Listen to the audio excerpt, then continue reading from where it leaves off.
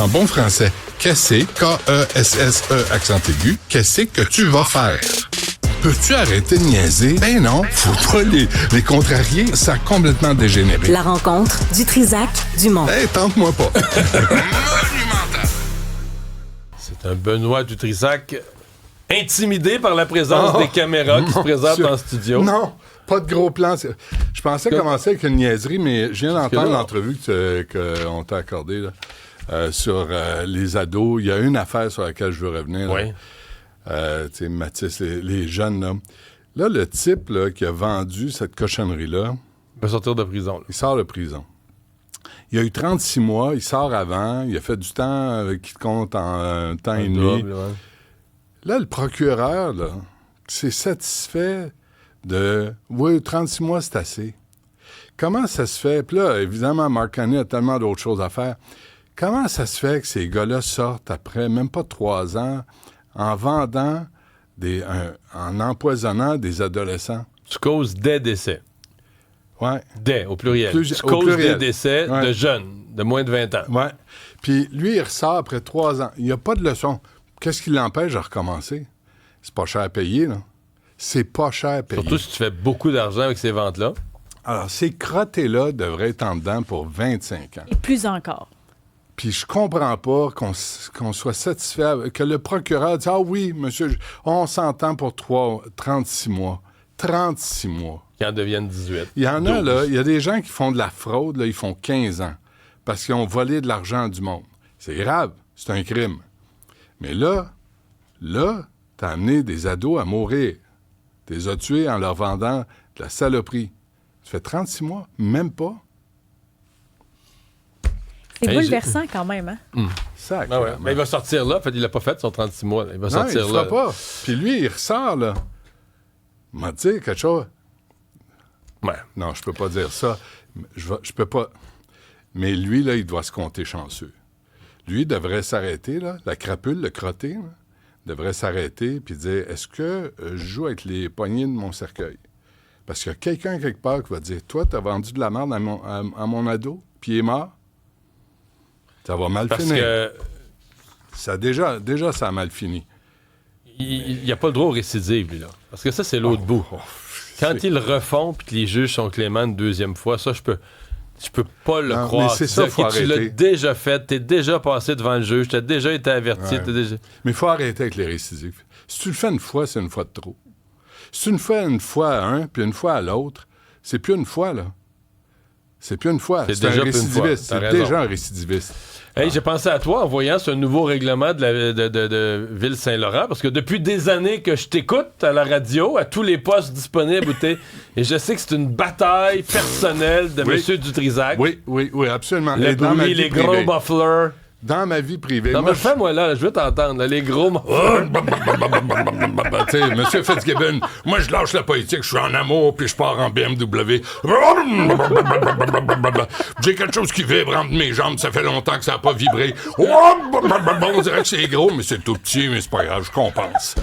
Ça, les mouches à marde dans les quartiers résidentiels qui ont besoin de prouver, les petits douchebags, dont les parents disent « Oh, moi, il y a un parent, un imbécile, là, un Marc-André qui m'avait dit « Oh, faut que jeunesse se passe. » Hey, le cave, ton crétin, là, rentre dans le quartier, il réveille tout le monde, les bébés avec qui un dorment, muffler transformé. un muffler modifié.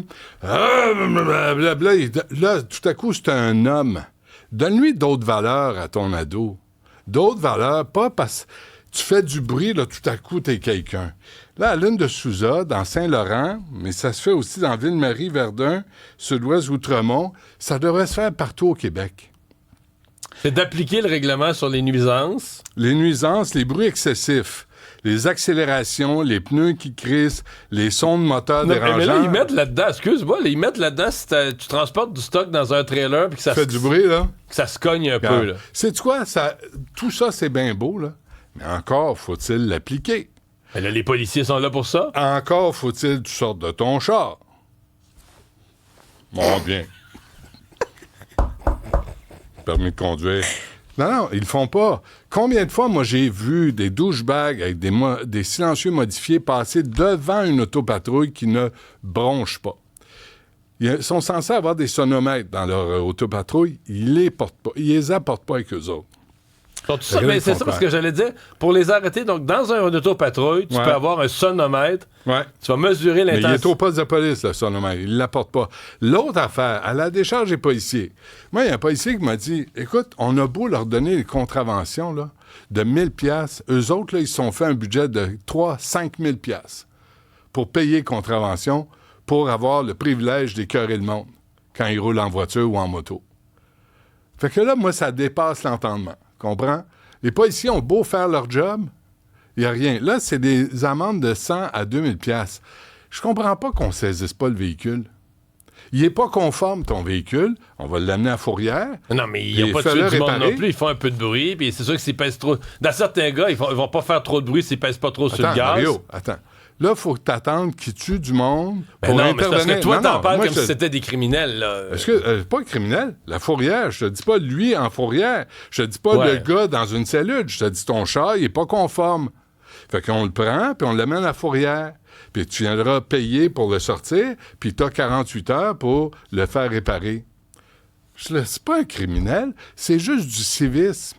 Allez-y faire un tour au Japon. Ça va vous faire du bien. Essayez de vous affirmer au Japon, il y a des motos Kawasaki, Yamaha, Suzuki. Je n'ai pas entendu bien. Moi, j'ai fait bien des villes dans ma vie. Ça, t'as le cœur qui tourne. Quelqu'un qui fait de la vitesse de même avec le bruit que ça fait, là. T'as le cœur qui tourne. Ouais, puis affirmez votre virilité autrement, tu sais, en étant une bonne personne.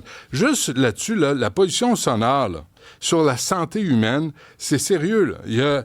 Elle peut causer des pertes d'audition, ça c'est une affaire, mais les maladies cardiovasculaires associées à l'hypertension artérielle et un risque accru d'infarctus du myocarde et d'angine de la poitrine, parce qu'à la longue, c'est stressant. Mais toi, dans ton cas, c'est sûr que ça te fait faire de l'hypertension. Ça, c'est même pas une question. Moi, je pense que j'en aurais pas si tout le monde roulait en voiture électrique. Fait que toi, c'est Alan de Souza for president. Ben, Alan de Souza, bravo. Puis d'abord, on veut lui parler pour voir comment il va réparer l'état de la ville. Là, mais ça, c'est une autre affaire. M. Carney est en Alberta aujourd'hui. Mark Carney qui va confirmer un accord avec l'Alberta pour l'énergie, les pipelines, etc. Là, il veut faire passer ça par la Colombie-Britannique. Ouais, là, les gens en veulent pas. Non, mais là, il y a un marché là, en Asie. Là. Oui. Pour le pétrole. Non, il y a une logique économique. Mais là, il y a une logique économique. De milliards de dollars. Là, y a-t-il une logique écologique? Parce que là, dans son parti... Logique quoi? Écologique. Oublie ça. Ben, Stephen Guilbeault. Depuis quand tu parles de ça? Depuis quand ça t'intéresse? C'est parce que c'est Stephen Guilbeault. Écoute, il est mal pris, le pauvre homme. Là. Il va démissionner. Hier, à la Chambre des communes, je te le dis, Benoît, la Chambre des communes, c'était pas un point de presse officiel. C'est dans un corridor quand il passe. Il y a un journaliste qui a crié, qui a lancé la question... Allez-vous être encore député libéral vendredi? Ouais. Il n'a pas répondu. Non. Écoute, il était à Greenpeace. Moi, Stephen Guilbeault, au Franc-Tireur, il y a 20 ans, venait on faisait une cérémonie annuelle, et on remettait les prix Pollux aux meilleures entreprises qui polluaient le plus au Québec. On allait, au lieu de faire « Mon Dieu, c'est épouvantable », j'allais les féliciter. Je mettais une petite rondelle, on avait visité une poubelle, on l'avait vaporisée avec de la peinture en or, puis on disait « Félicitations à Alcan, un paquet de compagnies, vous avez été les meilleurs pour polluer au Québec. » Sarcasme, ironie. Et Stephen Guilbeault faisait partie du panel pour choisir. On avait 3... On faisait ça, c'était sérieux, là. C'était sérieux, là. Il y avait une rigueur à ça. Puis là, on sortait les meilleures performances en pollution de nos entreprises. Les cimenteries, par exemple, tu sais, bon. Là, tout à coup, tu pars de ça au gars qui a été ministre de l'Environnement, qui a signé l'accord de Paris. Trudeau, là. Signé l'accord de Paris qui n'a rien donné. La COP30, ça n'a rien donné. Ils n'ont même pas énergie fossile dans le rapport de la COP30. Mais sous Justin Trudeau, il était quand même dans un parti qui était vert. M. Trudeau tenait le beau discours vert. Là, je comprenais l'implication politique de Stephen Guilbeault. Puis je le respecte. C'est quelqu'un que je respecte. Dans ses convictions, je respecte ça. Là, il est mal pris.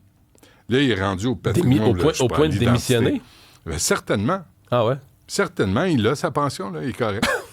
Benoît. Démission. Benoît. Regarde. Non, mais il faut payer les comptes aussi. Je veux juste te dire... C'est quoi ton loyer pas payé? C'est quoi cette histoire-là? Non, écoute, j'ai une note là-dessus, okay, le loyer à Benoît. OK, je fais ça vite, faut que j'y aille, là, parce que j'ai reçu ça. Cher client, c'est Gerson Neves qui m'a écrit. Cher client, nous vous informons que, sauf erreur de notre part, au moins, nous n'avons pas reçu le paiement de votre loyer, mois impayé. Conformément au contrat de location signé, la date limite de paiement est dépassée. Nous vous remercions de poursuivre le paiement dans les plus brefs délais afin de régler aimablement votre situation. Là, il me donne toutes les coordonnées bancaires. Question secrète, fleur. Réponse secrète, rouge. Peut-être que je devrais pas le dire. Mais c'est ça. Là, il nous a envoyé. Là, il faut que j'aille payer mon loyer. Tu penses que c'est de la fraude? Oh! Mais t'as-tu vraiment reçu ça? Oui, j'ai reçu ça tantôt.